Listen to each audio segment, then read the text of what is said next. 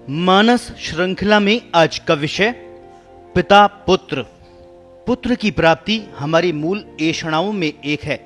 इसके लिए हम सारे देवी देवताओं को ढोक लेते हैं। क्या क्या पापड़ नहीं बेलते। पुत्र प्राप्त होने पर खुशियां मनाते हैं, काशी की थाली बजाते हैं, घर में त्योहार जैसा वातावरण बन जाता है। दशरथ जैसे महाराजा ने तो बड़े बड़े पुत्रेष्टि यज्ञों का आयोजन तक किया था। प्रश्न उठते हैं, जीवन में ऐसी कौन सी आवश्यकता होती है पुत्र की? क्या बिना पुत्र के वे आवश्यकताएं पूरी नहीं होती? पिता और पुत्र का ऐसा क्या संबंध है? महाभारत के शुरू में जरत्कारु की एक कथा आती है। जरत्कारु अपने पूर्वजों को गहरे कुएं में दुर्बल महीन आलंबन के सहारे लटका हुआ देखता है। वे उससे कहते हैं कि यदि वह शादी नहीं करेगा तो वे शीघ्र ही कुएं में गिरने वाले हैं, वही हमें बचा सकता है। जरत्कारु ने आजन्म ब्रह्मचारी रहने का संकल्प कर रखा था, फिर भी उसने वासुकी की बहन से विवाह करके अपने पूर्वजों की इच्छा पूरी की। उसी के पुत्र ने जन्मेजय के नाग यज्ञ को रोका था। इससे पुत्र प्राप्ति का आध्यात्मिक भाव प्रकट होता है। सृष्टि में पितृ प्राणों का यही रूप निहित है। व्यक्ति के साथ पीछे की 6 पीढ़ियां इन पितृ प्राणों के आधार पर जुड़ी रहती है। जैसे जैसे आगे का क्रम चलता जाता है, पिछली पीढ़ियां मुक्त होती जाती है। पुत्र को ही ये अधिकार प्राप्त है कि वह अपने पूर्वजों की मुक्ति के सारे अनुष्ठान करे।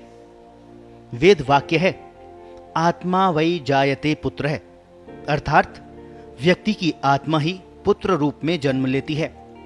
पुत्र में व्यक्ति अपने को ही देखता है, उसमें स्वयं का विकास देखता है।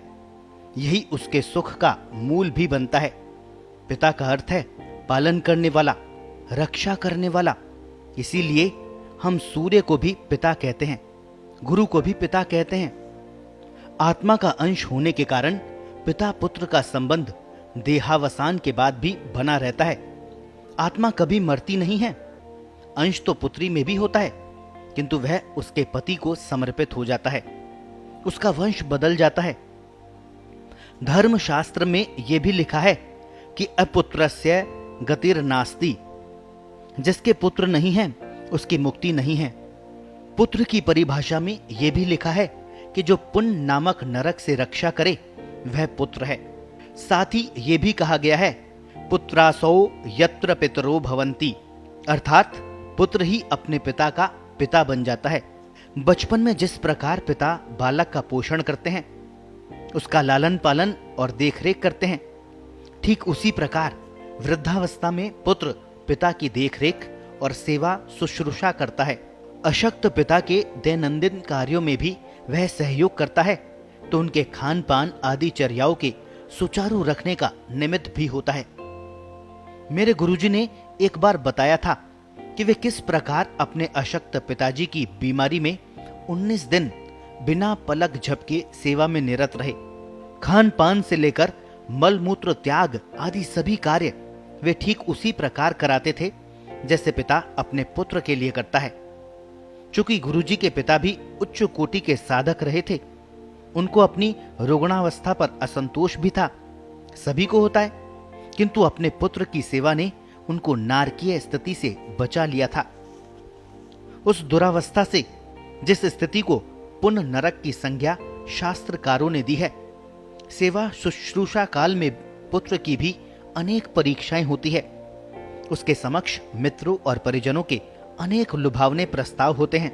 उसको सेवा छोड़ने तथा मौज मस्ती करने के आमंत्रण मिलते हैं, किंतु यह निश्चित है कि उस माया क्षेत्र को तोड़कर यदि वह कर्तव्य क्षेत्र पर अडिग रहता है तो निश्चय ही उसको आशीर्वाद मिलता है।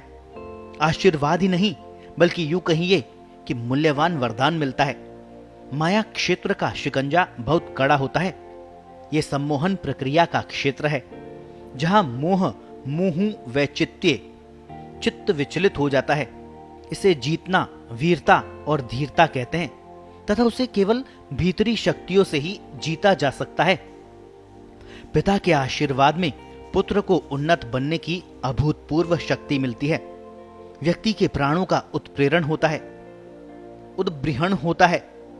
नित्य आशीर्वाद से प्राणों का निरंतर विकास होता है, ज्ञान का उदय होता है। श्वेत केतु और श्रवण कुमार जैसे आदर्श पुत्रों की कथाओं से हमारे शास्त्र भरे पड़े हैं। इस परिप्रेक्ष्य में आज के वातावरण को देखते हैं तो लगता है सब कुछ बदल रहा है।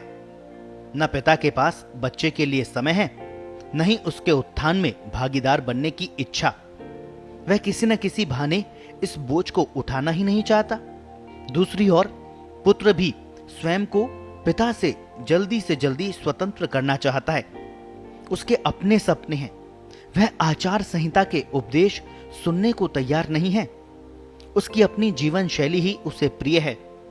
ये सब देखते हुए पिता पुत्र का ये आत्मिक संबंध कितना आत्मिक रह पाएगा और सृष्टि क्रम में उसका क्या प्रभाव पड़ेगा, वह सब समय की गोद में छिपा हुआ है।